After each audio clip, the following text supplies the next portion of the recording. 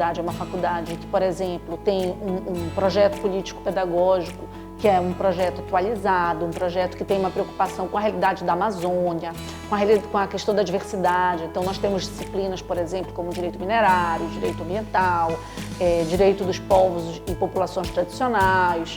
Então, isso marca, além de várias disciplinas optativas, como, por exemplo, mudanças climáticas, né, direito das pessoas LGBTs, que marcam essa nossa preocupação com a diversidade, com os direitos humanos na Amazônia, né, essa preocupação com a realidade local. E aqui na universidade, a gente tem a oportunidade de agregar o ensino, a pesquisa, a extensão de uma forma muito ampla, onde as oportunidades elas estão disponíveis para a gente. Eu tive a oportunidade de participar do Top China, que é um programa de intercâmbio de 30 dias, né, promovido em parceria com o Santander e a Universidade Federal do Pará. E nós tivemos 3 estudantes de Direito selecionados para participar. E para mim foi uma experiência muito rica, tanto culturalmente, quanto pessoalmente, quanto academicamente, porque a gente teve a oportunidade de estudar sobre sustentabilidade e meio ambiente, trazendo uma perspectiva sobre as nossas hidrelétricas daqui comparadas com as hidrelétricas da China, fazendo esse estudo comparativo, né, de desenvolvimento sustentável na Amazônia. E entre os discentes a gente tem uma formação de alunos muito diversa, né? Então nós temos as pessoas que fazem parte especificamente de populações tradicionais, nós temos pessoas que compõem grupos vulneráveis, nós temos pessoas das escolas públicas, também das escolas privadas. Então os nossos discentes têm várias formas de origem que demonstram essa pluralidade. Acho que como um menino preto que vê a sociedade infelizmente não oferece tantas oportunidades, eu acho que ingressar na maior universidade pública do país eu acho que é um ato de resistência. Por mais que a universidade não seja feito para pessoas como eu, acho que estar aqui é um ato de resistência. A minha família não teve a oportunidade de ingressar e eu acho que através das leis de incentivos a cotas eu tive a oportunidade de ingressar no ensino superior público. Eu acho que nada é mais importante do que ocupar espaços.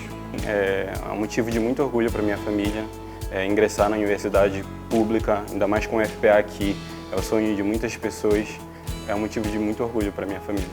Eu posso e tenho a possibilidade de abrir espaço para que outras pessoas como eu tenham a mesma oportunidade ou talvez melhorar a vida delas, que não precise passar pelo esforço que eu tive para ingressar, por exemplo, nos espaços que atualmente eu ocupo. Hoje nós temos alunos e alunas refugiadas, indígenas, quilombolas, pessoas com deficiência, nós temos alunos de escola pública, alunos pretos, alunos pardos. Então isso faz com que a sala de aula também seja um ambiente mais diverso, mais plural. E as discussões que são travadas, elas possam alcançar outros espaços, outros âmbitos. Então isso também fortalece o processo de aprendizagem. Então o aluno não fica preso àquela bolha que muitas vezes ele vem do ensino médio, né? Então ele tinha uma determinada escola, o mesmo ambiente acadêmico, e aí esse mesmo ambiente é trazido para a universidade. Aqui ele vai conviver com pessoas diferentes. Isso é muito importante para ampliar a visão de mundo dele. A própria instituição em termos de infraestrutura mudou muito. Na minha época, por exemplo, esse instituto, esse prédio, de onde eu falo hoje, que é a sede do Instituto de Ciências Jurídicas, não existia. O Instituto de Ciências Jurídicas, na verdade, foi criado durante a graduação. Nós éramos vinculados ao ICSA, que é o Instituto de Ciências Sociais Aplicadas,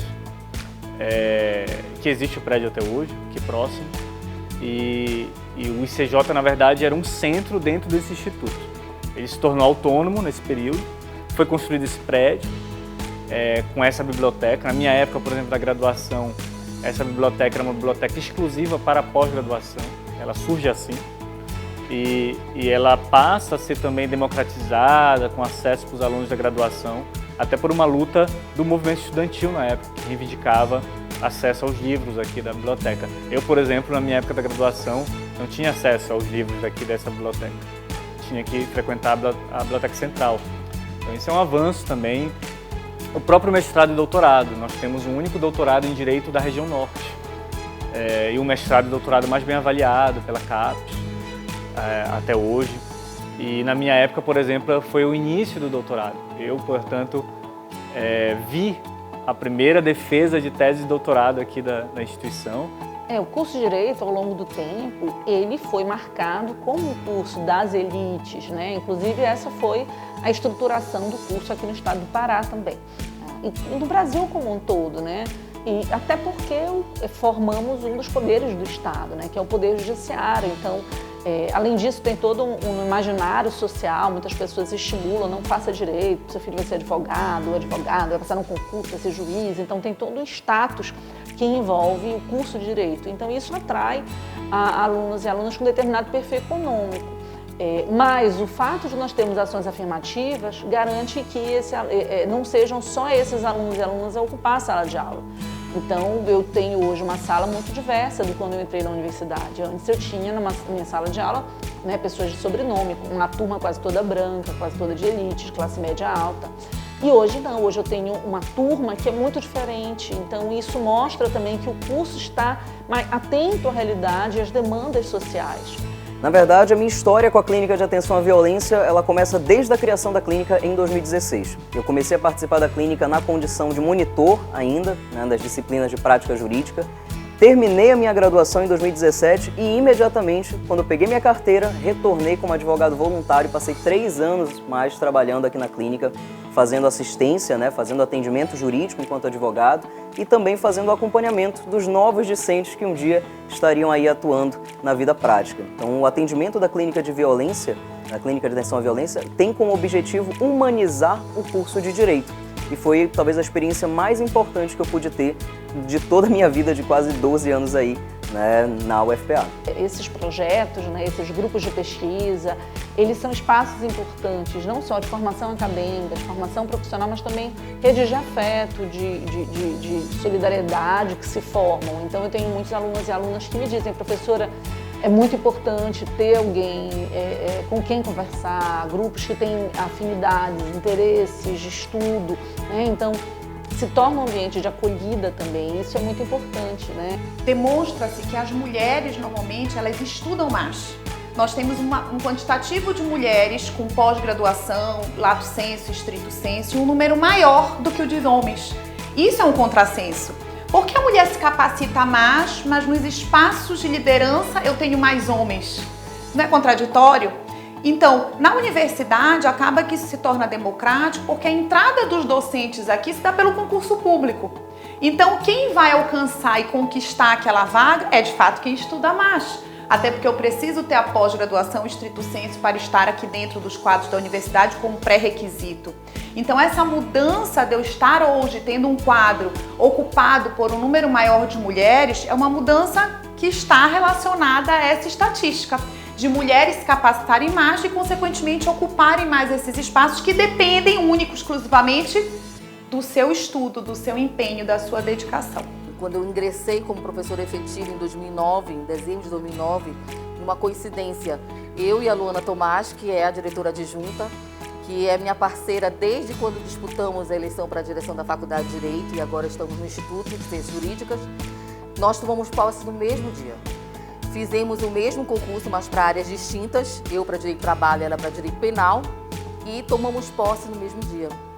E a partir daí, como somos as duas filhas, né, deste curso de Direito Centenário, a nossa missão é deixar ele cada vez melhor, mais qualificado, com alunos cada vez mais preparados, não apenas do ponto de vista do conhecimento científico, mas todos os projetos que a gente vem desenvolvendo no Instituto, com as clínicas que a gente vem implementando, clínica de violência, agora clínica de trabalho escravo, já existia a Clínica de Direitos Humanos. Eu fui aluna, doutoranda desta Clínica de Direitos Humanos, antes de ser professora da Clínica de Direitos Humanos. Então, a nossa ideia é fazer com que os alunos que serão futuros juristas, ou os juristas que serão, né, mestres e doutores em direito aqui no Instituto, formados pelo Instituto de Ciências Jurídicas, eles possam contribuir para a sociedade, para que a gente possa minimizar essas mazelas todas sociais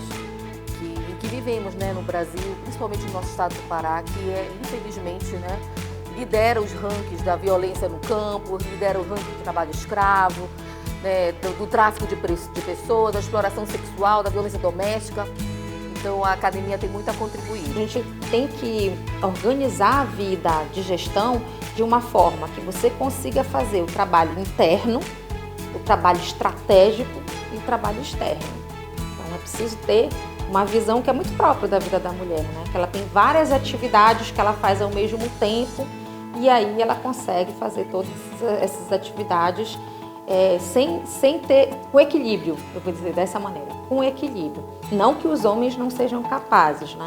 Mas isso é uma observação que os nossos colegas, alguns homens que participam também da gestão, fazem para nós, desse equilíbrio que a gente consegue, essa versatilidade do papel estratégico do gestor, que não é só aquele que vai organizar a faculdade, mas aquele que vai atuar estrategicamente também no campo externo da faculdade, né? Nas suas relações, que são relações com o mercado, relações políticas, relações de mostrar essa academia, essa produção científica, não só dentro do muro da universidade, mas fora da universidade. Eu acho que ter uma universidade pensada atualmente por mulheres, eu acho que facilita isso, porque facilita no sentido de que são minorias sociais também. Eu acho que a faculdade, infelizmente, nesses 120 anos foi pensada para homens brancos. E eu acho que essa construção, essa pequena mudança, eu acho que é bem significativa. Porque apesar de ter alunos plurais atualmente, ainda é uma universidade ainda com, infelizmente, um pequeno corpo docente composto por minorias sociais. Há certos avanços nesse sentido. Eu acho que atualmente a gente teve a primeira professora preta, a gente tem professores pretos, apesar de ser minorias, eu acho que há uma busca do Instituto em superar essas lacunas, através de incentivos aos alunos, sobre a possibilidade deles também participarem dos programas de pós-graduação e também depois participarem do Instituto e da faculdade como professores e docentes.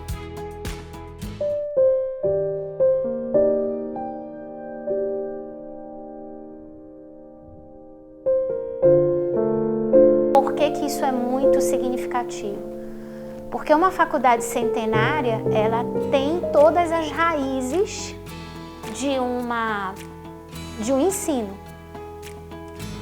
Então, enfrentar uma pandemia significava sentar com o nosso corpo docente inteiro, que tem uma característica de ensino que vai se alterando, claro, ao longo do tempo, vai se modernizando ao longo do tempo, mas sempre traz uma característica das suas raízes originárias, né? Por que eu estou falando isso?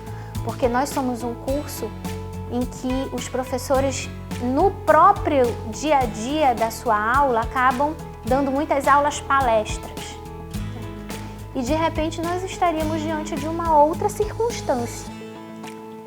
E aí eu sempre digo assim, que se não fosse o auxílio da minha vice-direção na época, que era a professora Luli, nós não teríamos conseguido fazer o que nós fizemos, que eu considero um grande feito para aquele momento, que foi termos colocado todo o curso de Direito, toda a oferta de disciplina que nós precisamos fazer em 2020, ela só acontece no segundo semestre, porque o primeiro semestre ainda era meio que de organização da própria universidade, né? Eu acho que todo mundo passou por isso, né, nos seus locais de trabalho e de estudo. Então, no segundo semestre foi quando a universidade como um todo deliberou que nós iríamos entrar num sistema remoto de atividade. E nós conseguimos, num tempo muito curto, organizar aulas e treinamento para os nossos docentes, para que eles pudessem utilizar as ferramentas que a universidade nos disponibilizou e começar a rodar o curso todo em formato virtual.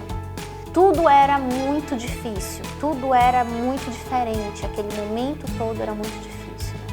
Mas felizmente nós conseguimos sobreviver a ele e depois de sobreviver a ele, passar por ele de uma forma possível de se passar, da forma que foi possível de nós enfrentarmos aquela situação. E aí veio um novo momento, que era a UFPA virá para nós todos, que já estávamos meio que adaptados àquele formato diferente de dar aula, e aí agora a gente estava diante de uma nova situação, que era aprender mais um outro formato de aula, que era o formato híbrido.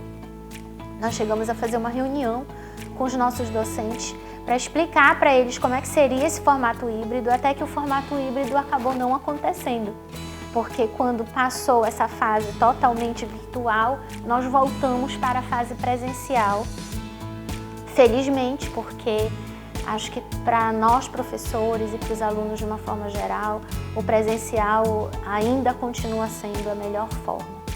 É claro que agora nós somos uma nova faculdade, porque nós enfrentamos esse momento da pandemia, nós nos adaptamos de alguma forma a esse novo formato de dar aula, e é inevitável que quando nós vamos para um novo momento presencial, ele nunca será como o momento presencial antes da pandemia, né? Então hoje nós aprendemos a utilizar muitas ferramentas que antes nós não utilizávamos, e agora é inevitável que nós continuemos a utilizá-las. Claro que sob uma nova perspectiva, num novo formato.